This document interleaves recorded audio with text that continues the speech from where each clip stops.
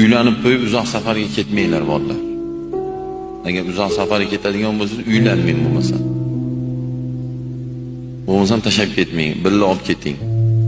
Yo'qsa uylanmang. Uylanmasam bo'lmaydi, unda ketmang. Ketsangiz ham 1 oyga keting, 2 oyga keting. Keling qaytib. Yillab tashlab ketmang xotinni. Bu gunoh, xotinni tashlab ketish gunoh, mumkin emas. Ikkinchidan, hayotda ko'p eshitib qolyapmiz. Tashlab ketib qolsa, xunuk holatlar bo'lib qolyapti ba'zida. Uni o'zlaringiz eshitgandirsizlar. Shuning uchun tashlab ketmang.